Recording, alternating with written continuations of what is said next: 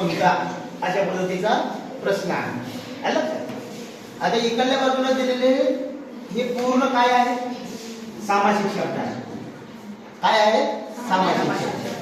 आणि इकडल्या उजव्या बाजूला दिलेले हे पूर्णपणे काय आहे, विग्रह आहे.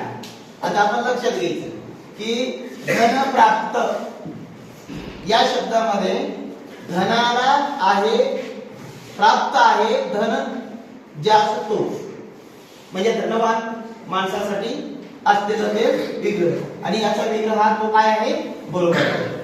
त्याच्यानंतर पुरणपोळी, पुरण घालून केलेली पोळी किंवा पुरण भरून केलेली पोळी, त्याला म्हणतो आपण पुरणपोळी. हा पण बरोबर आहे. हे आपण बघितलंय. हे आहे वनभोजन, वनातील भोजन. आता 3 हा जो प्रत्यय आपण या ठिकाणी लावलाय तो सगळ्यांना माहिती आहे, तो आहे सप्तमीचा आहे. कशाचा आहे, सप्तमीचा आहे. आणि मग सप्तमीचा प्रत्यय लावून वनभोजन, तो पण बरोबर आहे. आता विटी दांडू अशा पद्धतीचा शब्द, हा सामासिक शब्द.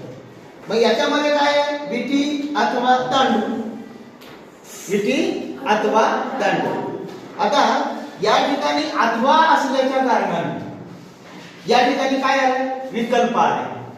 त्याला काय म्हणतो आपण, विकल्प बोधक उभयालंबी अव्यय. याच्यामध्ये काय, अथवा, वा किंवा अशा पद्धतीचे शब्द असतात. आणि इथं आवश्यक असणारा शब्द कोणता पाहिजे होता, तर तो पाहिजे होता आणि. कारण का आणि, तर आणि हा समुच्चय बोधक उभयालंबी अव्यय आहे. म्हणून या 2 शब्दाच्या समुदायाला एकत्र करणारा शब्द कोणता असायला हवा होता, आणि हवा असायला हवा होता. म्हणून याचं उत्तर योग्य असणारा कोणता आहे, विठी. अयोग्य असणारा उत्तर कोणता आहे, 4 क्रमांकाचा आहे.